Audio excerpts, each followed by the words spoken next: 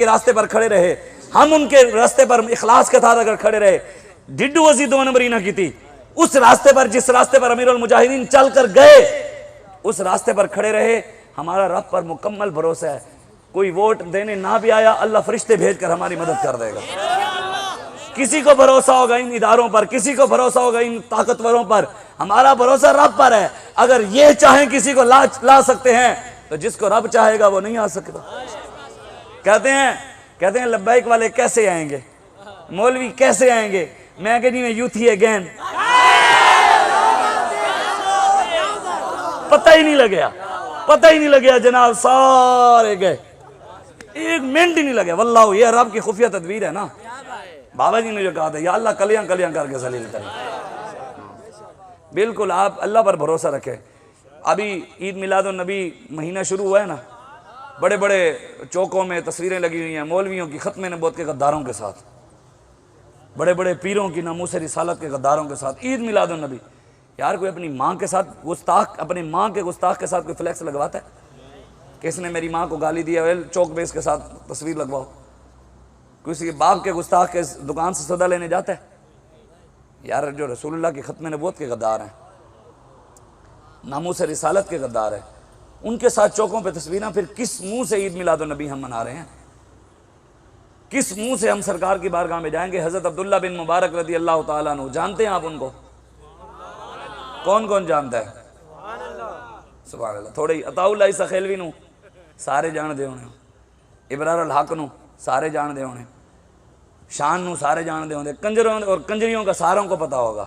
اور رسول اللہ کے غلاموں کا پوچھ لیں, وہ نہیں ہمیں پتہ ہی نہیں صلاح الدین ایوبی کون تھا, ہمیں پتہ ہی نہیں محمود غزنوی کون تھا, ہمیں پتہ ہی نہیں احمد شاہ عبدالی کون تھا, یوسف بن تاشفین کون تھا, طارق بن زیاد کون تھا, ٹیپو سلطان کون تھا, محمود غزنوی کون تھا, یہ ہمیں پتہ ہی نہیں.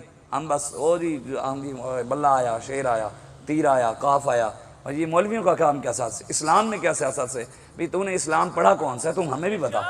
تو نے کون سا اسلام پڑھا ہے ہمیں بتاؤ بھی, کون سے اسلام میں سیاست نہیں ہے؟ ہمارے آقا نے تو کی ہے, اللہ نے. میں نہیں کہہ رہا جی یہ پاکستان کا وزیر اعظم بڑا ہے نا نما, وہ جو مرزائیوں کے حقوق دلانے چلا ہے, کہتا جی شریعت محمدیوں جو مرزائیوں کے حقوق ہیں. کمینے, حضور کی شریعت میں مرزائیوں کا وہی حق ہے جو سیدنا صدیق اکبر نے جنگ یمامہ میں کیا. مرزائیوں کا یہ ہے کہ انہوں نے سر وٹ دیو, اور تو گل ہی نہیں ہے. مرزائیوں کو تو یہ حق ہے, اور تو کوئی بات ہے ہی نہیں. تم کون ہے؟ تو قرآن کو بازی چاہے تعویل بنا کر چاہے تو کرے ایک نئی شریعت ایجاد. علامہ اقبال کہتا ہے قرآن کو تعویل نکال کر نعوذ باللہ نئی شریعت ایجاد کر رہے ہو, نئے دین بیان کر رہے ہو, نئے دین کے تشریحات بیان کر رہے ہو اپنی مرضی کے مطابق. دین وہی ہے جو ہمارے آقا دے کر گئے, حضور چمکتا ہوا دین دے کے گئے, ہمارے بابا جی اس دین پر چل کر گئے. چلنا بھی اس طرح ہے, اس لیے ہمیں دوسرے دائیں بائیں تیسرے چوتھے پانچویں چھٹے کی طرف دیکھنے کی ضرورت ہی نہیں ہے. ہماری آنکھیں حضور کے فرمان پر بند ہیں اور امیر المجاہدین پر بند ہیں. ہم اسی راستے پر کھڑے ہیں.